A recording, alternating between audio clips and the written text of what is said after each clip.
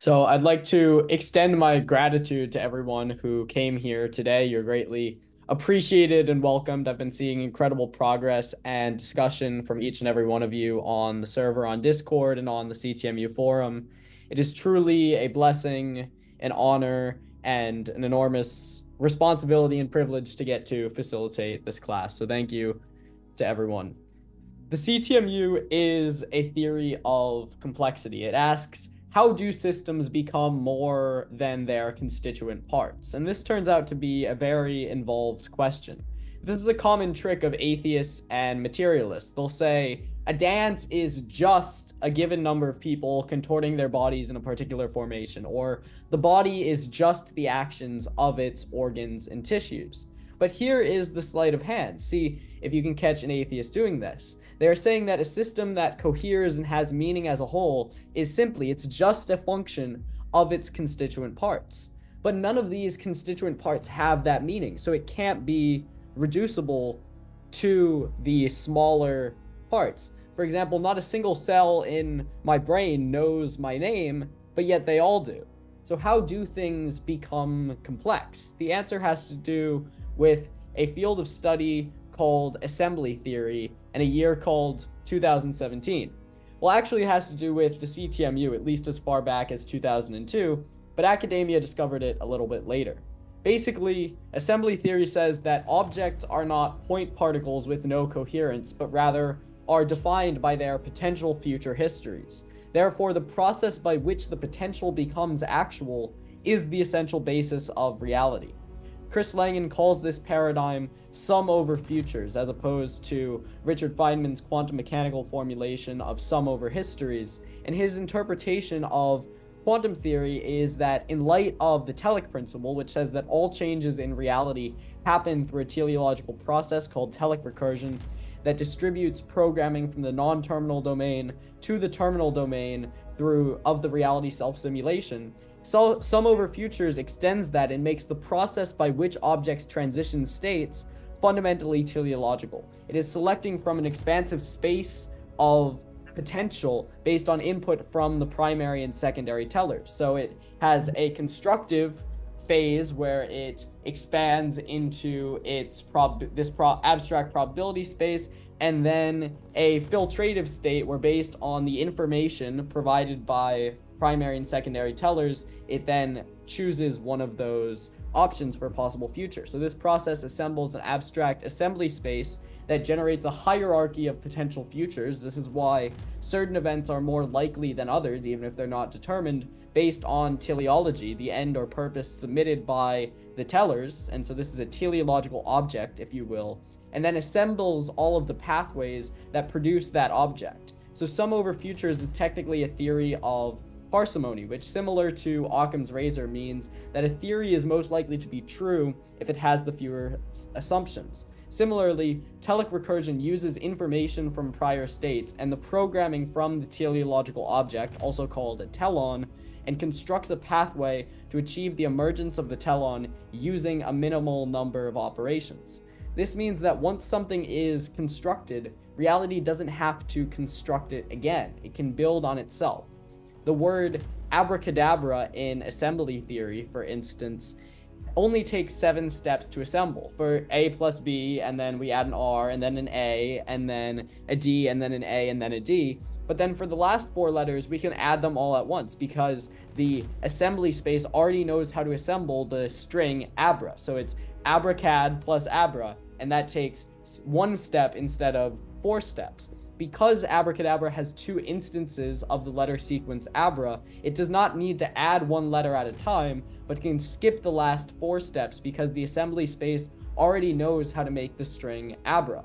Similarly, once something has been generated by reality, it becomes part of the structure of bottom-up causation, continually informing its evolution. Everything that has existed, as Chris Langan says, is embedded permanently in the conspansive manifold. This means that new causation is not random or determined, but rather it's under the constraint of needing to make sense within the context of all prior states of the reality system and be in line with the overall structure and goals of the system. So it makes sense in the context of the past and of the sum of futures.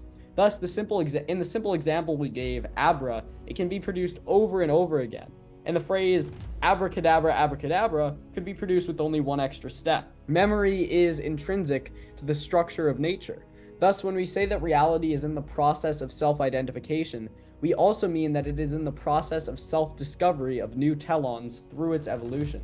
Basically, it is unlocking new objects consistent with its own structure as it evolves. Its domain of identity is expanding in line with its expansion rate, called KD in assembly theory, which denotes the rate of discovery of new objects.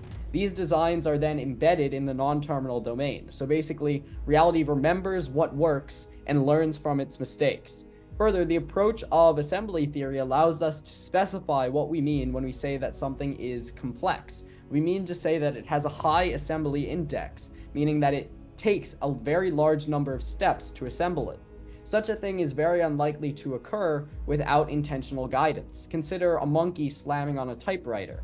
Are we to expect that this monkey will be the next Dante or Shakespeare, or will he just produce letter gargle? Why do we expect the monkey to type nonsense? Because it takes an enormous amount of complex steps to write a coherent poem or play, never mind a good one, and this is unlikely to occur without the intention of an intelligent mind. Similarly, when we observe something as enormously complex as a human being, which likely has an assembly index in the quintillions of steps or more, seeing as each cell has 42 million protein molecules, each protein molecule has an assembly index of over 20, and there are around 36 trillion cells in the human body, this isn't just a monkey writing Romeo and Juliet. It's something way more complex than that. That type of thing just can't happen by accident. All of the proteins, molecules, and cells just perfectly came together as a living, breathing, sentient human being. Something smells fishy. And for this to happen over 8 billion times, and that's only including humans, think of all the fish and birds and trees, the miracles of life and nature, star systems, galaxies, supernovas. Its assembly index is surely infinite or very near to it.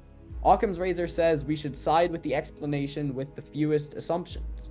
The CTMU generalizes Occam's razor to the paradigm of viable causal scenarios. If something offers a good explanation for a scenario, then it is likely to be true.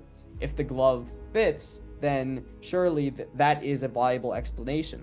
And while I'm fairly confident that none of the people here are like dyed-in-the-wool like materialist Darwinists, because that's kind of against the CTMU, I'd urge you, if you have kind of an aversion to these teleological explanations, to keep an open mind. The materialists' insistence that no explanation for the origin of life can have any elements of teleology or intention is not consistent with rationality based on the assembly index that is needed for all of these complex steps to occur, abiogenesis, and then the formation of cells and proteins and living sentient creatures and so forth. So the CTMU explanation for the origin of life, by contrast to the atheist Darwinist view, is quite simple. It says that life originated not only biologically, but metaphysically. This means that it is built into the very structure and intention of the self-assembly of the universe. It posits a creative faculty that is immanent in nature, evolving through an atemporal generalization of process, telic recursion, through which the universe affects on-the-fly maximization of a global self-selection parameter called generalized utility. Basically, reality has a score that it keeps track of for its self-identification. That's generalized utility. It selects those assemblies that increase its score and adds those to the playbook for how it should evolve in the future. Thus, the CTMU bridges the gap between intelligent design and complexity theory, proposing that the universe is a self-organizing system with elements of intelligence and design that are embedded within nature itself.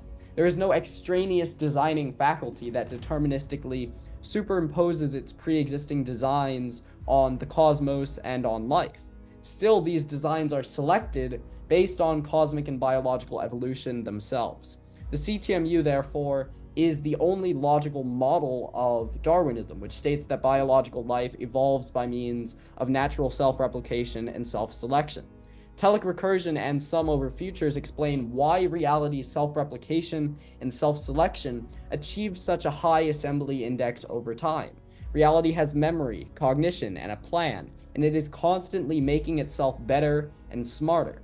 The CTMU fully explains the relationship between self-organization and evolutionary biology, showing that each is the expression of teleological causation.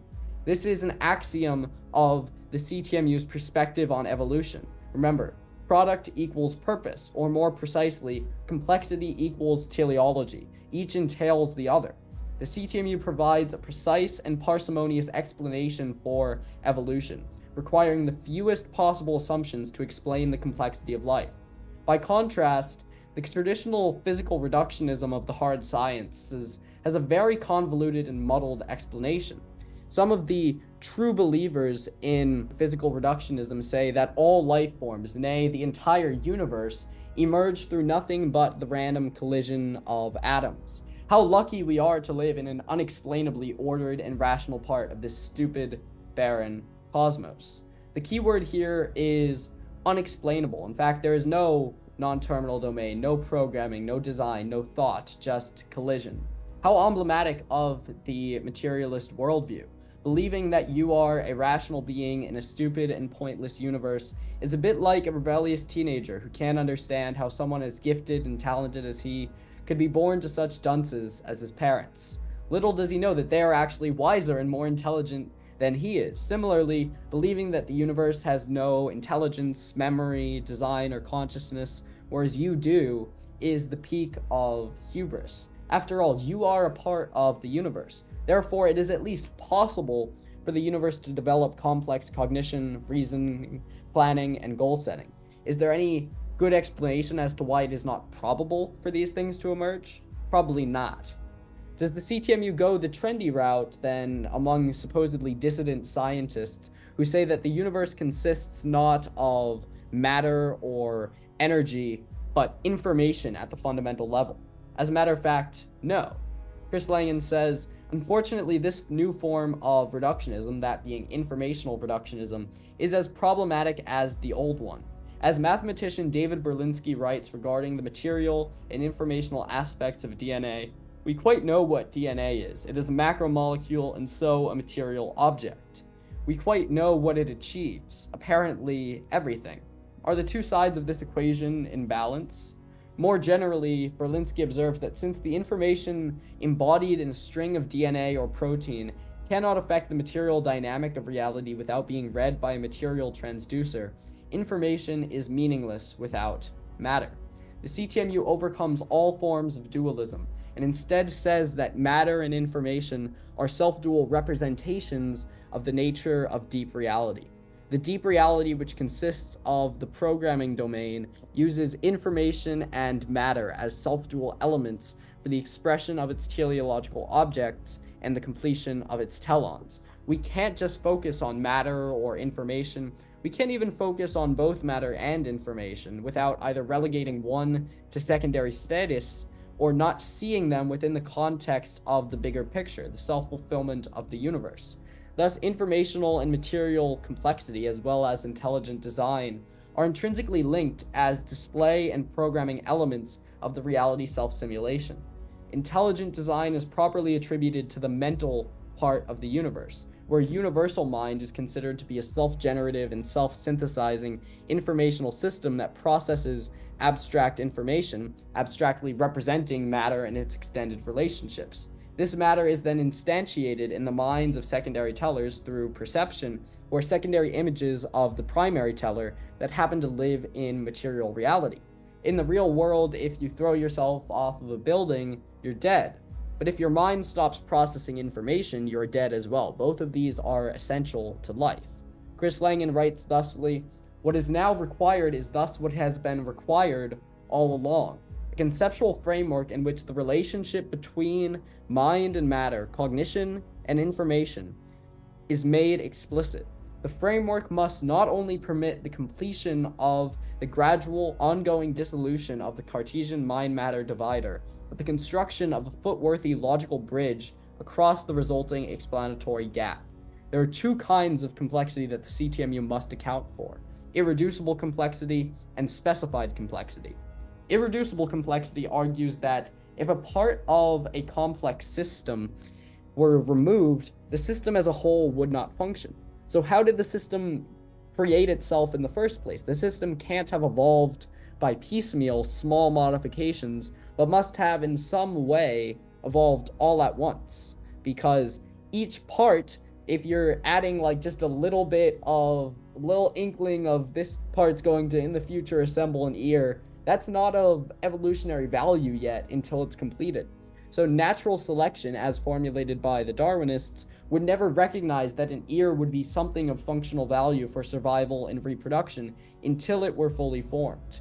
This is relatively simple to explain in the CTMU, as the entire function or goal of the design for a creature is generated all at once in the non-terminal domain, meaning that even piece-by-piece evolution can be seen to strive towards a larger goal. Still, it is a fatal problem for materialist and anti-teleological Darwinists, which happens to be most of them. Specified complexity is when a complex and specific pattern with a large assembly index, extremely unlikely to have formed by chance, occurs in an organism or its environment. This is accounted for by CTMU formulated assembly theory, as was described earlier. In his 1990 book, The Design Inference, Eliminating Chance Through Small Probabilities, mathematician William Dembski showed that it was mathematically impossible for the patterns displayed in biological organisms to have been formed by an unguided process. According to the CTMU, specified complexity can be accounted for by neither randomness nor determinacy, but rather self-determinacy and the guidance of the design and potentialization of the non-terminal domain. Martin Nowak, a Harvard professor of mathematics and evolutionary biology, said in response to Dembski's claims that we cannot calculate the probability that an eye came about. We don't have the information to make the calculation. So basically what he's saying is, like, Dembski is positing this idea of specified complexity, but he can't actually specify the number of steps that it takes to achieve something, so we don't have any information to discuss this scenario. It's basically meaningless. And so Langen actually acknowledges this and says that, like, yeah, it's not helpful to think about this in terms of probability. Langen extends the probabilistic model of Dembski and others to a more complex formulation of intelligent design theory. Instead of trying to show that there's a 0.00001% chance of such and such happening on its own, and then leaving the reader to insert their favored mechanism of specified complexity, like, we live in a video game, it was all for the greater glory of God, etc. The CTMU provides a more rigorous logical model of intelligent design, going well beyond its relatively less advanced probabilistic formulation in pre-CTMU presentations. Basically, intelligent design theory is the question, how did specified complexity and irreducible complexity come about? And the CTMU is the answer to that question, which is why it was actually published first in an intelligent design journal called the Journal of Information, Complexity, and Intelligent Design, or something like that. Instead of the just asking questions, please include us in school textbooks, we're scientific, please, brand of intelligent design, the CTMU uses the aforementioned framework of information, complexity, and design to induce an entire theory of reality. Langen subtly critiques Dembski, even though he's publishing in his journal, writing that because the mathematics of probability must be causally interpreted to be scientifically meaningful, it is difficult to assign definite probabilities to evolutionary states in any model not supporting the detailed reconstruction and analysis of specific causal pathways. Here, Langen sounds a lot like Professor Nowak. Langen is less interested in the likelihood or lack thereof of an eye randomly forming, but rather in the model by which that could be determined. Langen created CTMU formulated assembly theory to answer this very question. Instead of trying to figure out the probability of life evolving within a materialist framework like the proponents of intelligent design do, Langen sidesteps the entire debate by proposing an entirely new theory of reality that is designed to situate itself as a joint medium for Darwinism and intelligent design, to be logically unbreakable, to explain the metaphysical origin of life, formalize the connection between mind and reality, and incorporate intelligence and design not as elements superimposed on an otherwise mechanistic and senseless universe, but rather as immanent within the workings of nature itself. In the CTMU, everything is intelligent and creative. The CTMU thus steps up to the plate to answer the problems of irreducible and specified complexity, a task from which most materialists and even most intelligent design proponents have shrunk, describing the universe as an intelligent, self-designed, self-organizing system that is capable of producing specified complexity through telic recursion and explaining irreducible complexity through modeling future evolutionary states as telons that guide the process of natural selection, meaning that advantageous mutations will be favored even if they don't directly impact the fitness of the next generation. This is achieved through modeling reality as a self-configuring, self-processing language, the ultimate meta-language of information, science, mathematics, cognition, perception, and logic. That language is the CTMU. The CTMU achieves a self-contained description of reality because it is able to answer the heavyweight questions such as biological evolution, because it defines itself on its own formal universe, meaning that, as we've discussed before, it is syntactically equivalent to the universe's self-description. Through the CTMU, a metaphysical description of logic, we can induce general truths about the universe and then work inwards to discover its laws and patterns. Human knowledge, much like reality's self-knowledge, can and must continue to grow. Langen writes, "Science and philosophy do not progress by regarding their past investments as ends in themselves. The object is always to preserve that which is valuable in the old methods, while adjoining new methods that refine their meaning and extend their horizons." So, if we say something like the CTMU revives a classical worldview, we don't mean to say that we're going back into the dark ages. We mean that we're synthesizing the best insights of the modern and previous worldview. Like Gustav Mahler said, tradition is not the worship of ashes, it is the preservation of fire. Basically, human knowledge does natural selection. It generates new assemblages of information that make sense within its referent context, which is the history of philosophy and scientific thought, as well as the ultimate goal of metaphysical understanding, which is universal convergence on intelligent unity as a planetary civilization. Thus, the CTMU is uniquely suited to chart a new path forward for those daring enough to envision the next big worldview, faithfully preserving the insights and wisdom of past generations of thinkers while being bold and forward in chartering a new, immovable core. As John F. Kennedy said, "The energy, the faith, the devotion which we bring to this endeavor will light our country and all who serve it, and the glow from that fire can truly light the world." I feel blessed to have everyone at the same time, to have lived at the same time as every one of you, and to share this community. Thank you so much to everyone. I thank you for your kind attention and wish you a fruitful journey. Next week, we will discuss the chapter on theories, models, and false dichotomies from the CTMU Ancourt paper. God bless you. I'll take any questions, comments, concerns now.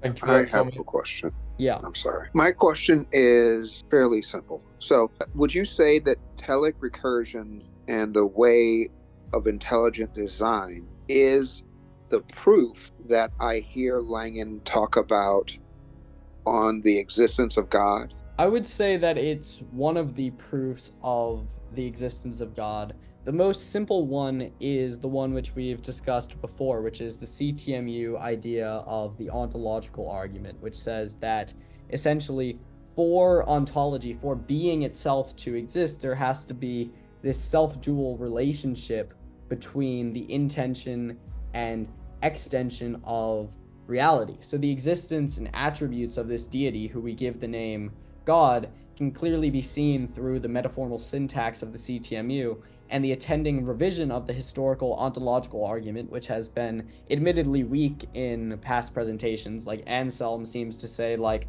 because we can think of the greatest possible being, it would be greater if he existed, therefore God, which is not convincing to most people. But Langen writes that God can only, he formulates the ontological argument as follows. He says that God is, as the ultimate language of self-identification and thus the eternal essence of being, is ontological by nature, attributing existence to himself and all that he contains by identifying himself and all that he contains. In short, as the language of being, God is the infinite wellsprings from which existence flows. Without God, there can be no existence at all. Therefore, God has dominion over all that exists. So there's this more abstract argument of that for there to be a ground and source of being, that would have to have these theological properties such as omnipotence, omniscience, omnibenevolence, because that's its utility would be the ground and source of the good and so forth. But this presentation is basically, you could think of it as the teleological argument. Totally. So that's basically what it's saying, is that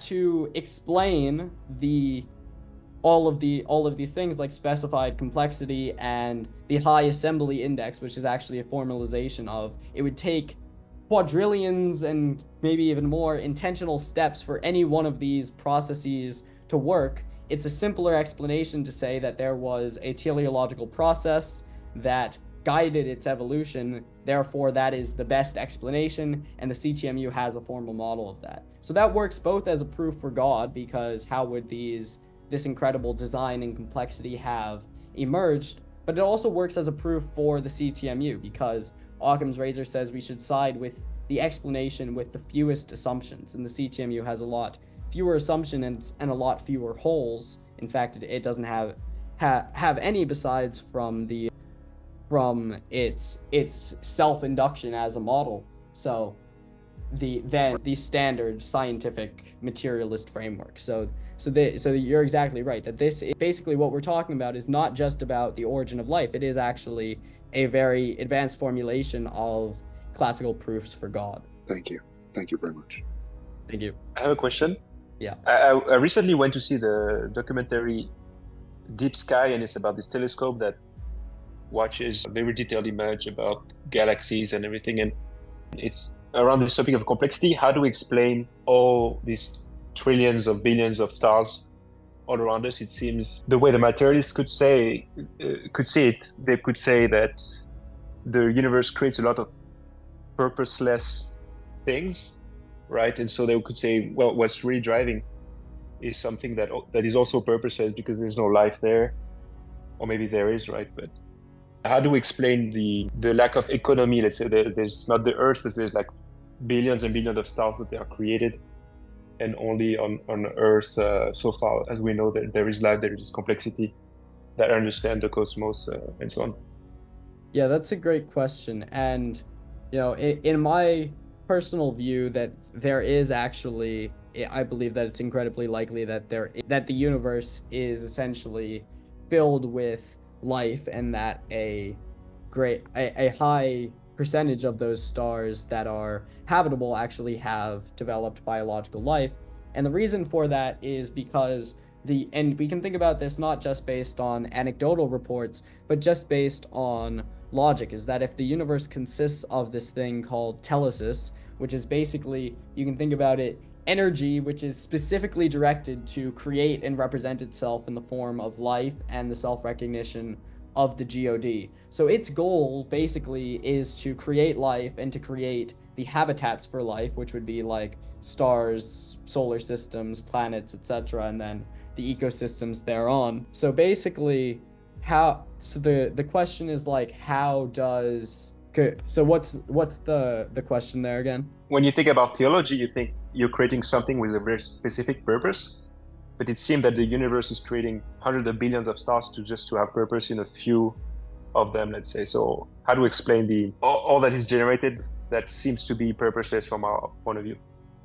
Yeah, so there are, and setting aside the argument on how many of those stars are actually inhabited or habitable, the purpose of them is still for habitation by sentient creatures, is that that can either be in the form of actually the self-sentience of the star itself, is that according to the CTMU, the stars and so forth are not just material objects or flaming gas balls, but they're actually an operator that connects between mental and physical reality and has specific ends and purposes and participates in the distributed fine-tuning of the universe. So it's basically a very sensitive sensor controller that actually has much more structural complexity than than human secondary tellers, basically.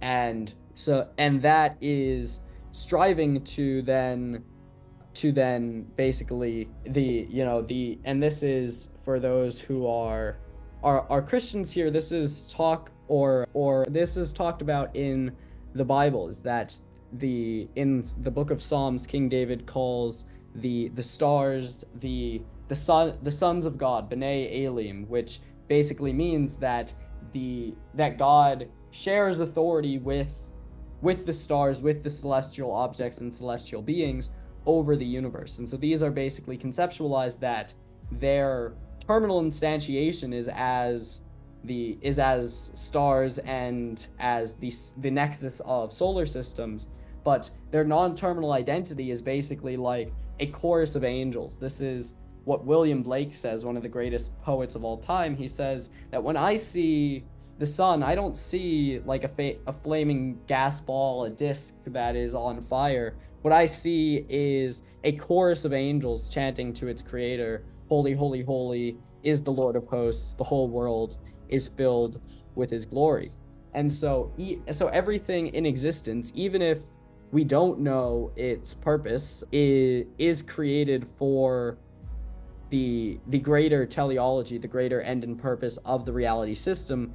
And that happens to be this generalized desire and drive for self-recognition. So everything, even if it's not readily apparent, is still technically striving towards that goal.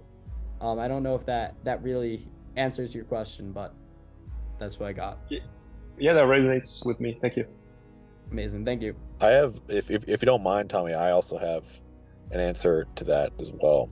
Go ahead. This is just because this is something I've thought about as well. Like, it definitely looks very empty when you look at the universe, and there's a lot of stuff and a lot of empty space, and it seems kind of purposeless. But you have to remember that the whole universe is a expansive manifold, and that necessarily means that things are going to get smaller very, very rapidly. And that has to happen over a very long period of time before you can get these tertiary syntactors coming together to create biological life. It just takes time. And so I think that if you read the CTMU, you should expect the universe to be massive. And I think you would also expect the universe to have a whole lot of different potential planets that would have life on them, because you would think that God would want to create a whole lot of different planets just to try them out, just to see which species are going to work, that are going to satisfy him, because he's still the unisect of all those different planets. So it's important to remember that when God selected himself out of UBT and a expansive manifold was created, what he was creating a system. He was creating a system, a metaphysical system, which would create life, and the secondary tellers are there to serve and satisfy him. It's not like he's actively like bringing these things together, like he's controlling every little tertiary syntactor. At least that's my understanding of it. He's creating a system in which he can be satisfied. So that would be my answer to that. And I think Tommy's answer is also valid, but that's my perspective as well. Yeah, that's exactly true. And in the CTMU, going back to this idea of assembly theory, is that the universe can try things out, that it's creating all of these planets, and part of that is its self-exploration. It is learning how to create planets and create a suitable habitat for life and for evolution. So that's what you said, Patrick, is exactly correct. I just have a little note to add on what Patrick was saying. So I was arguing with someone online about this question, and it kind of stuck with me because I actually wasn't I wasn't sure about it myself. So in the CTMU, the syntax of reality is in communicative feedback with every single local aspect. That includes secondary and tertiary syntactors, right? So a lot of Christians seem to have the thought that God is not I mean, they say that God is omnipresent and omnipotent, but they say at the same time they say that God isn't in everything and God isn't controlling everything. They say that man has his own will, and there are wills that sort of defy God's. That means that God's not controlling that, because why would God defy himself or something like that? And that it kind of I kind of can understand where they're coming from, but of course the CTMU really does say that no, everything is connected to God, but that doesn't negate the will of those local elements. Yeah, that's true, and this is what I've talked about, is that atheism actually does a good job of arguing against these kind of infantile formulations of, or non-self-programming formulations of the God. Is that you have to say that God is the ultimate reality that subtends all of existence in order for the logical model to work. If God is not one, if God is not all powerful and all present, that's something that other than God, that could be a sub-identity of reality. It could be a powerful being within reality, but that's not, that can't be God. That God is defined as the sentient singularity, as the singular monic identity of everything in reality, that then has a light by which it sees itself, and then authors the existence of the world. So Yeah. It, basically, oh god. Sorry, I was just gonna say that it seems like even a lot of Christians seem to be more comfortable with the idea that God just created the world and then just sort of left it alone for a while. And then, Jesus came back, and then, he left it alone for a while after that. They almost seem to be more comfortable that God isn't more present in everything, Yeah, exactly. And this is which is sort of counterintuitive and hypocritical, if you ask me. Yeah, I agree. And, Chris Langan talks about this, is basically, if you have a God that does not encompass all of ultimate reality, then that means you're implicitly saying that there's a domain of reality which is beyond God's power and control and dominion. So basically, that is negating the very truth of monotheism. Not is that there is one, is that everything has to regress to one ultimate reality, and and the ground and source of that is God. And so this is one of the things that a famous Jewish philosopher, Moses Maimonides, says. He says that the purpose of miracles is not so that we can say, like, or accounts of miracles at least, is not so that we can say, oh, well, a miracle occurred, therefore God exists. God has, like, disclosed his existence to us, and otherwise we would not have known. But rather, it's instead to see the miraculous in the mundane. Is that it's supposed to, that hearing about that is supposed to bring you to an awe and appreciation for how God is within the regular assembly of nature. So if you say that God has removed, it does not have absolute power and control and existence over everything in the world, that's just not true. So that this is exactly, so Dylan says Chris has said something like, one can split hairs over what really is a divine property, but really that's not really a useful thing of time. Is that the CTMU affirms almost a model of divine simplicity, which says that, like, every act and attribute of God is not something that's separate from its essence, but is part, by that equality relation, of the intention of reality, the internal ultimate identity. Everything, whether you can say God is powerful, loving, creative, etc., everything in that is a synonym for God's essence. So God's essence is identical to his existence and his properties and his acts.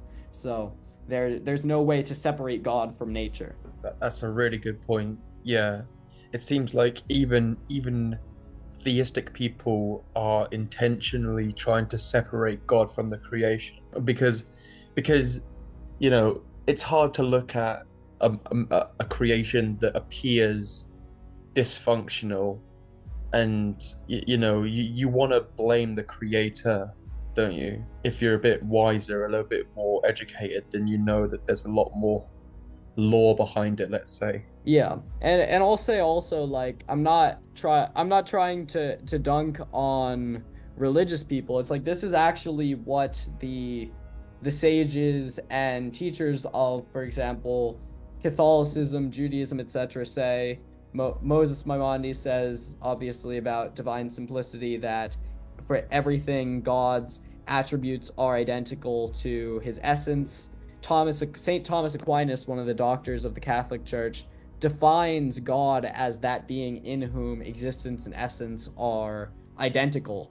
So this is actually the mainstream position of most religions. If you ask the very wisest people who is God, it's just there are certain very somewhat infantile or childish conceptions of God that don't encompass this self-programmatic idea and the structure of reality as disclosed by the CTMU. And those would be inconsistent with the sort of thing that we're talking about. Yeah, cool. Do you know much about how Occam's razor is a tautology in the CTMU? Yeah, so Occam's razor is a tautology, and Christopher Langan actually calls the CTMU Occam's razor squares because it's the simplest model for intelligibility. So basically, it's tautological in the sense that the universe assembles itself through the fewest number of steps because it has this generalized self-selection parameter which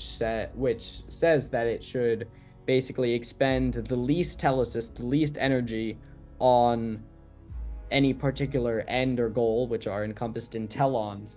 And so that means the universe will always side on the thing with the most parsimonious, the simplest explanation with the fewest number of steps to achieve its goals. And basically, when you're doing something evil, you're interdicting the goal of the universe, and you're making it so that there are more steps for reality's self-fulfillment.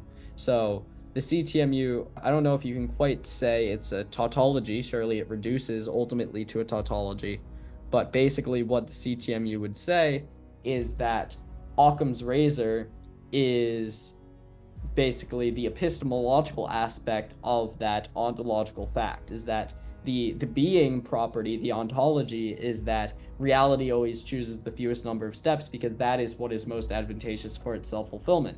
And then the explanatory thing is that when we're trying to explain the universe, the things which have the fewest steps are the most likely to be what the universe did, even if we don't have any other information. So if for example, my pen gets stolen, or I lose my pen, either there's this, grand international conspiracy to take all my pencils, and they're just laughing behind the scenes, and I'm on video. It's like those like Japanese game shows where like they like torture people and like have like live streams of them all day, and they're just taking my pencils to like screw with me, or I just dropped it somewhere. So the more parsimonious explanation, the one with the fewer number of steps, is in that case clearly seen to be most likely to have occurred. So this is what a term that my peer Mathematical Metaphysics, or now is actually, I believe, changed his username to Self-Duality, has called it Langan's laser, which is based on Langan's article on metaformal parsimony called Occam's razor squared. So that basically says is that the universe has this minimal structure because its existence is identical to its essence. So everything ultimately reduces to simplicity. So like President Ronald Reagan said, he said, they say the world has become too complex for simple solutions, but they're wrong. Is that the simplest solution is actually favored by parsimony. So Dylan says it's basically just the idea that there is a risk associated with including a possibly incorrect assumption in a theory, is that if one of my assumptions is wrong, the whole theory breaks down. So, and that it's a bad deal for the theorist to include if he's not getting anything in return except for a slightly larger theory. So similarly, the CTMU, which is a theory of metaformal parsimony, says that we shouldn't be adding new assumptions, but should just stick with what we know. We know that reality consists of reality, and then it consists of all and only reality, and then we can build everything up from that. So implied by that structure, implied by the maximal simplicity of reality, and yet that is why Occam's razor works, is that you don't want to add any extra properties to what we don't have to, or any other assumptions. So that is what the metaphysically penetrating power of tautology, as MC says, is that's basically, as applied to metaphysics, where we're talking about tautology, we're talking about a viable causal scenario. It is something which makes sense within the context of the CTMU. Okay, that's cool. Everything you said. I hope you don't mind if I press you a little bit on this. I'm specifically referring to the part of the 2002 paper where Chris is talking about the principle of linguistic reducibility. And he's saying that when theory and universe converge, Occam's razor becomes a tautology. And that's very interesting. I've been thinking about that for a long time, and I don't completely understand it. Because when I think about theory, like it kind of makes intuitive sense that a theory would reduce eventually to its simplest form, right? Because there's something in the theory which is the simplest form of the theory, so the theory can be defined by the simplest form of itself, if that makes sense. I think that that's a reasonable thing to say.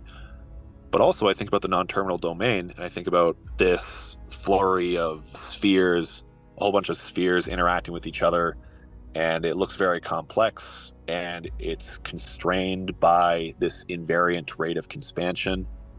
And when I think of things in that lens, it's difficult for me to find Occam's razor in there. I know that I should be looking at it in a descriptive sense, because when we're talking about theory, we're talking about the description of the universe. But I'm having difficulty putting these two pieces of the puzzle together. Do you know where I'm getting at? Yeah, I think I do get what you're saying. My answer to that would be that reality is at once maximally simple and maximally complex. That it's maximally simple on the reality's intension side of the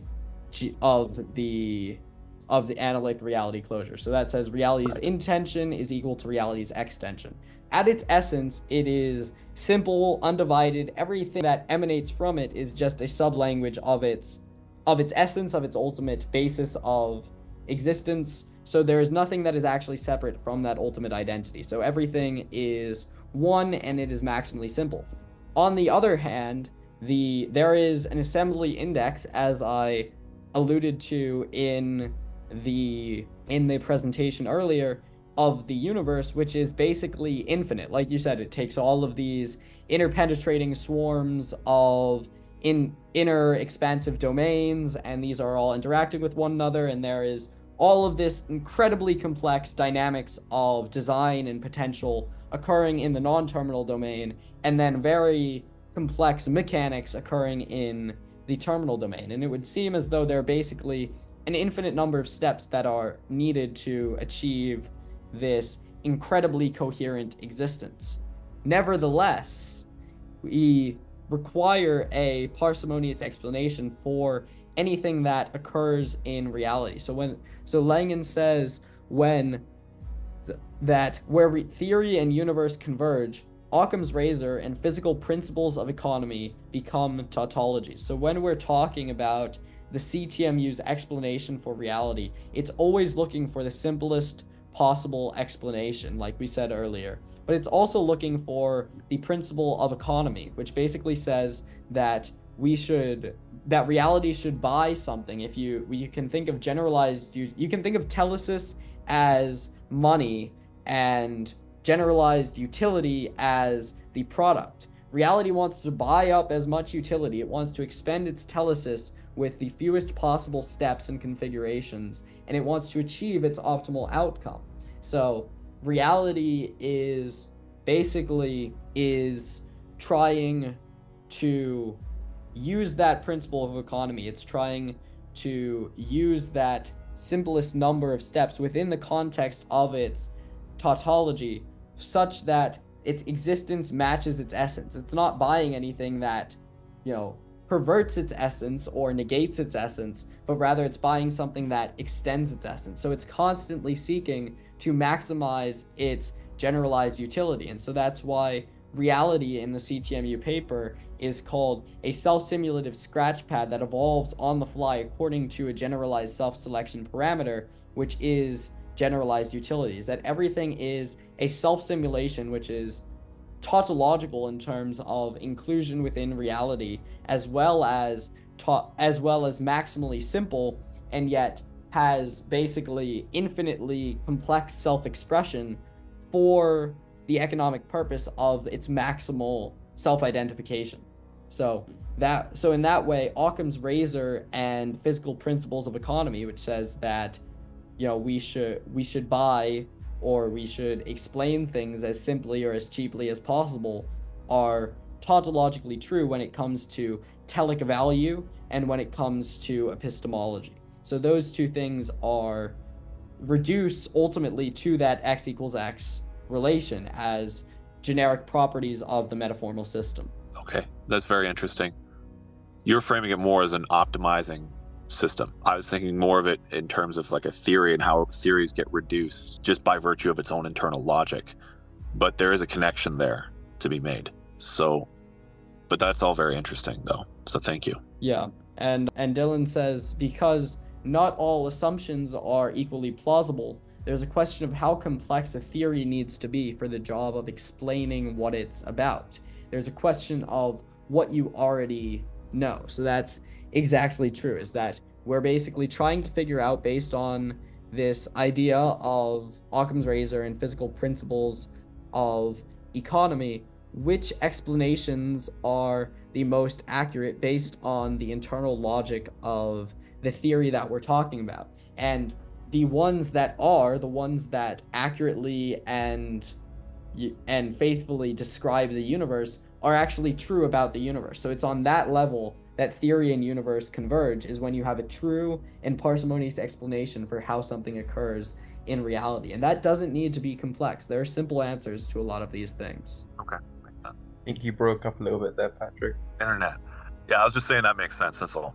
Tommy, I just wanted to ask you a question, and it's not actually related to the topic. Is that all right? Yeah, go ahead. It's basically, I think last time you mentioned something about how you weren't convinced you seem to be disparaging almost of Gnosticism, and I was reading up on Gnosticism, and I actually found it to be extremely CTMU consistent. I was just wondering, maybe I misinterpreted you, or you have a good reason or something.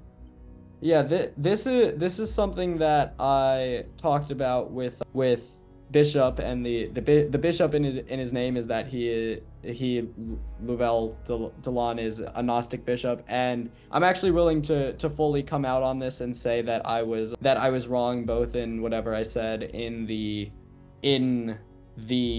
that presentation, as well as I did a live stream recently where I talked about this.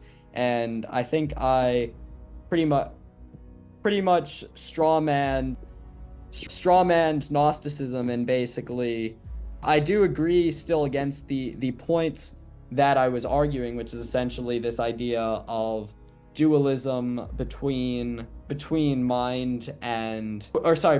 matter and spirit, and the one being completely corrupt and the other not being so at all. I actually think on further examination that there's a lot of very, very good stuff within Gnosticism, and that Gnosticism is not as like rigid an ideology or like a collection of people or a collection of beliefs as it's often like caricatured by me. And to the extent that I participated in that, I think that I was wrong. And I'm looking in in the future, I'm going to write a corrective statement where I talk about my beliefs on Gnosticism and how I think it should be interpreted within the CTMU meta religion, just like anything else, just like Christianity or Islam or whatever. But I think there are actually a lot of elements on further examination that are consistent with the CTMU.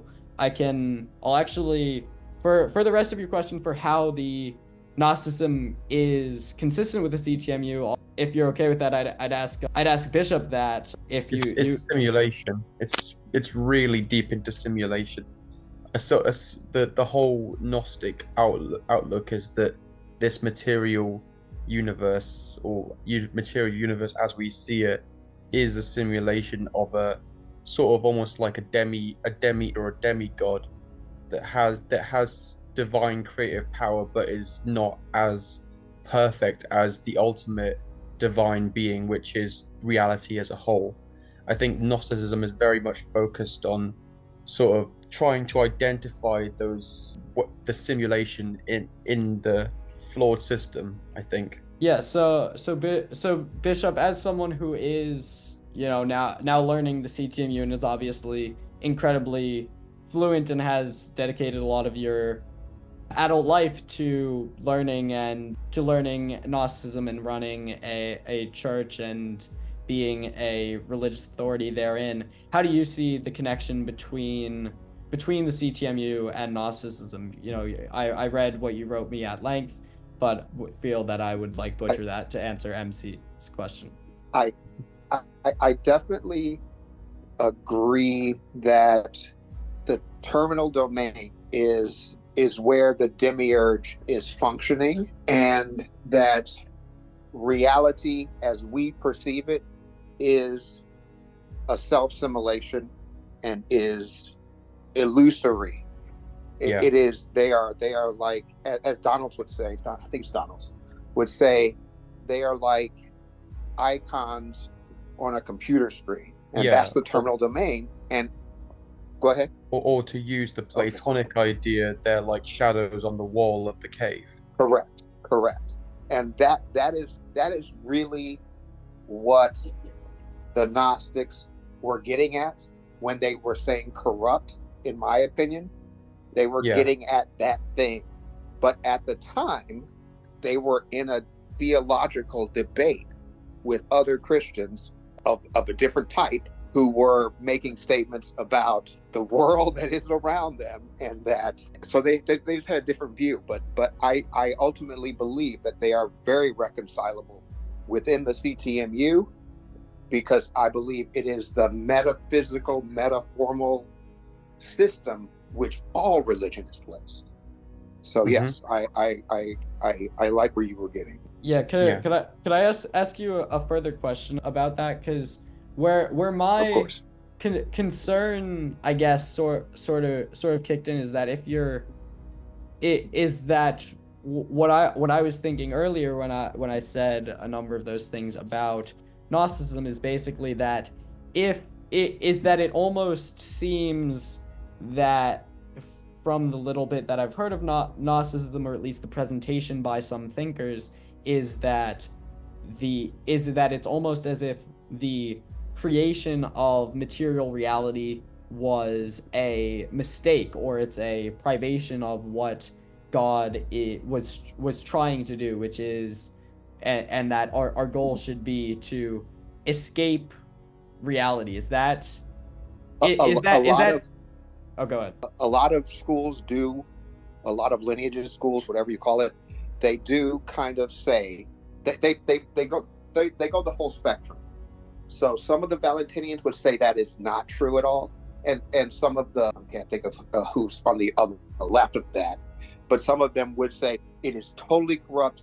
It should be separated from, because in the community you were at in the Middle Ages, that's after the Dark Ages, life was hard. It was much harder than it is now. So all that when you looked around at the world, you saw sin, you saw death, you saw pestilence, you saw wars, you saw all of this stuff, made them have a very negative view on this physical world. And what they did place a high view on was the mental, the non-physical, the non-terminal domain.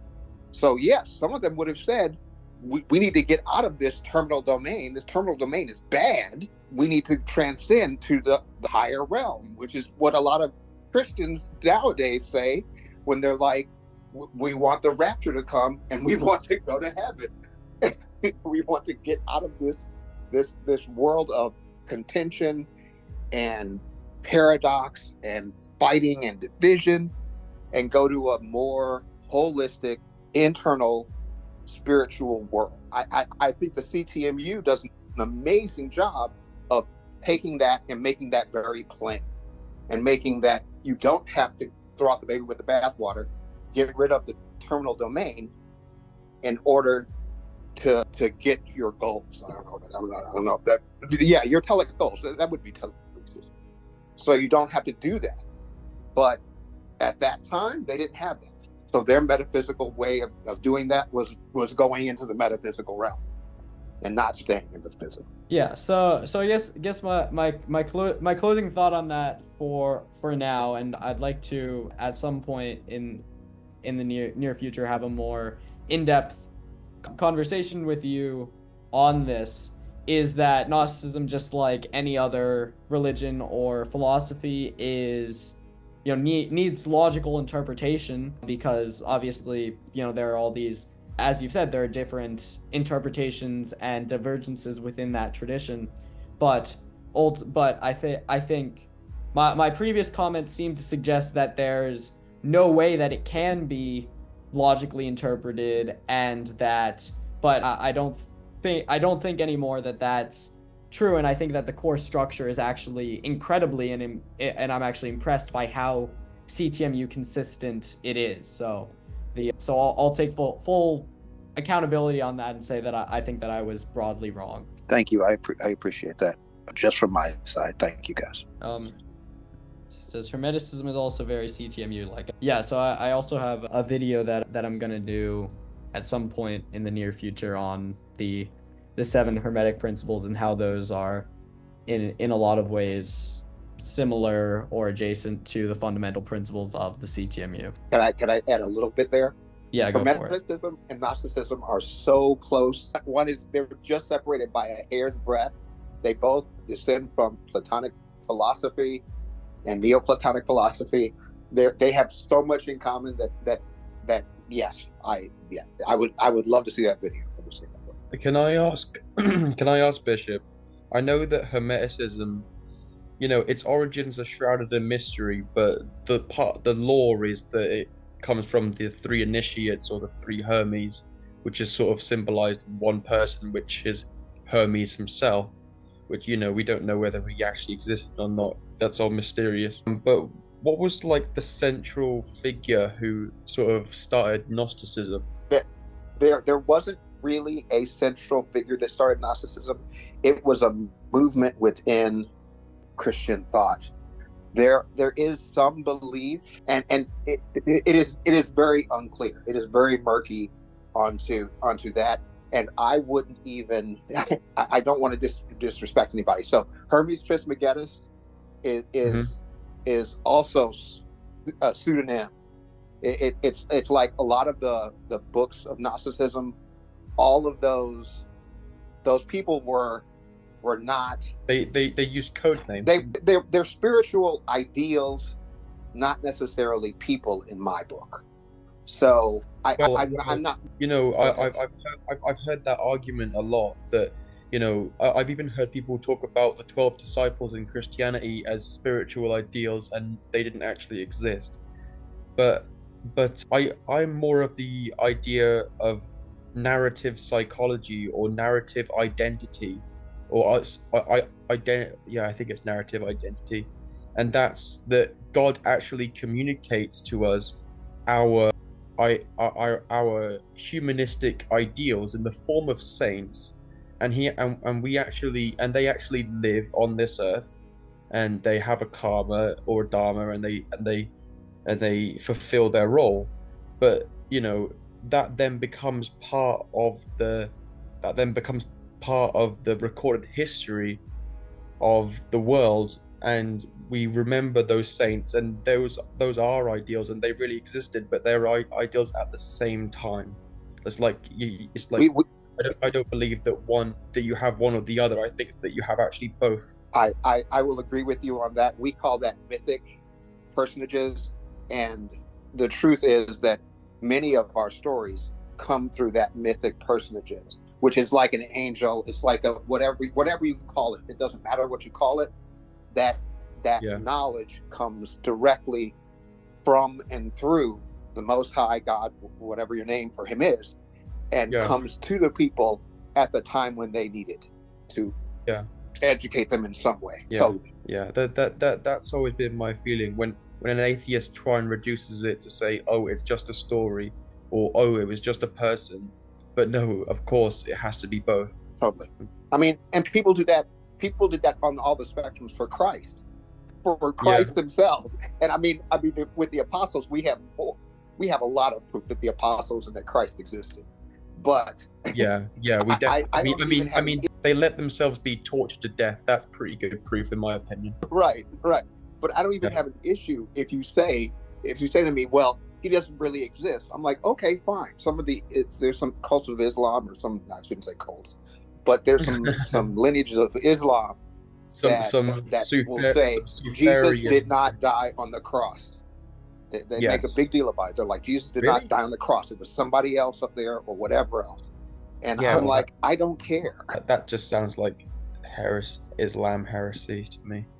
Islamic heresy. Yeah, I think I've said all I need to say about Gnosticism. Thanks, Tommy. Yeah, thank you, Tommy. I have a question about DNA in the topic of complexity. How are we to interpret that there's this simple language, simple syntax that is able to create this tree of life? Are we to think that there's like human beings, all the syntax that are willing to emerge, and then God sort of orients the creation of a simple syntax that will make evolution possible? And also, are we to think that because we have the self-modeling, self-awareness of this DNA, we are supposed to create these GMO, these modified plants or modified beings to partake in the creation of complexity? These are questions I don't have really clear answers or opinions about. Yeah, I think that there is ultimately, I mean, I think the explanation for life resides in basically what talked about during the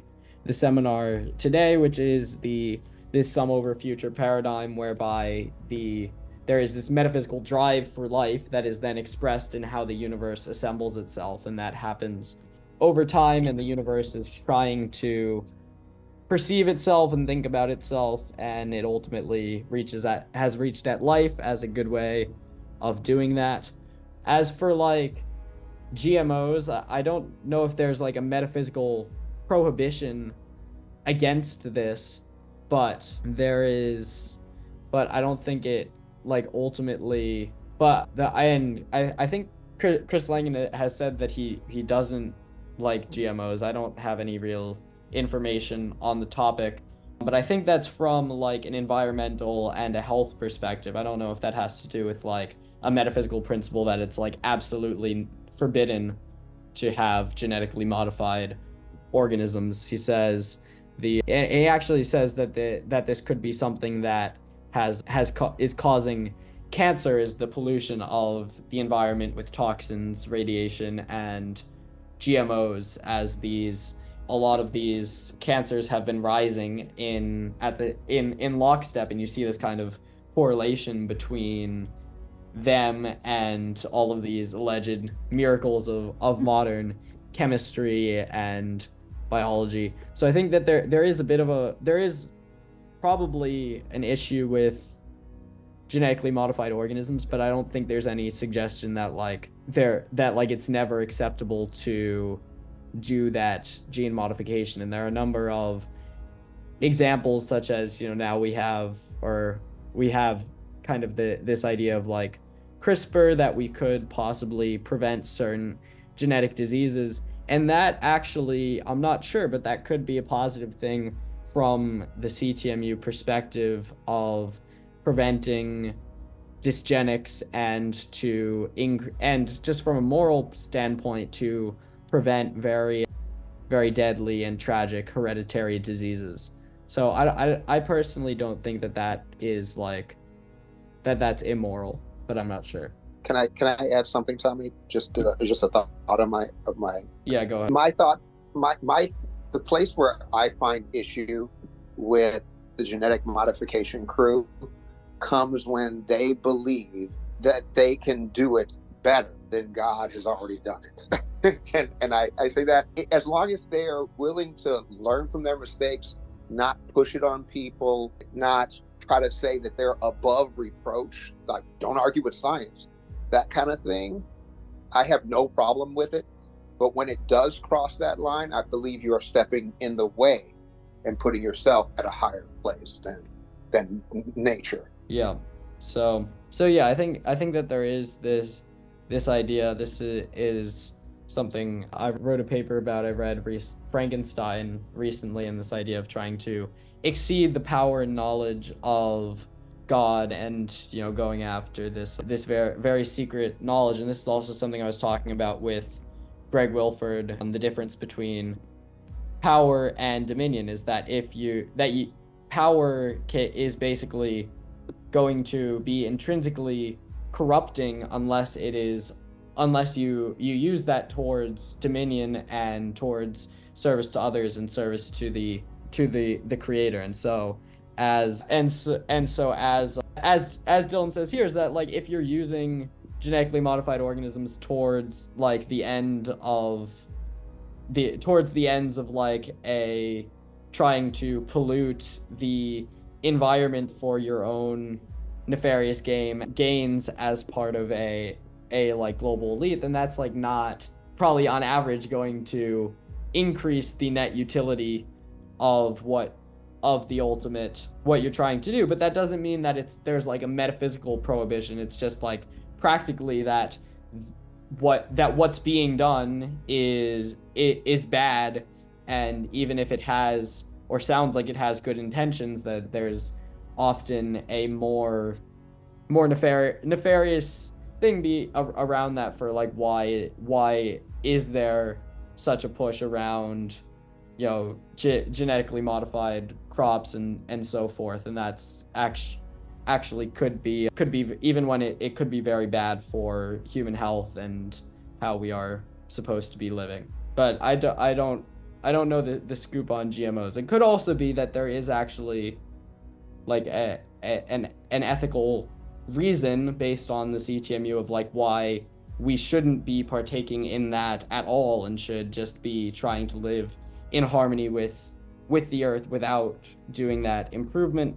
But then there's also kind of this side point of that the earth is incomplete and we are actually supposed to participate in the fulfillment of its harmony, and that could involve things like genetic engineering, but there should have to be rigorous ethical consideration around that rather than just doing that just for profit or for whatever else without any consideration for other fellow humans. I agree. I think it should be properly tested and properly understood. Otherwise, you can perturb ecosystems, and there's probably not enough guidance around that or carefulness. Yeah. All right. Well, if no one else has anything, we can wrap up. It's been a great pleasure. Thank you very much for your kind attention, and have a good night. Thank you guys all. Have a great night.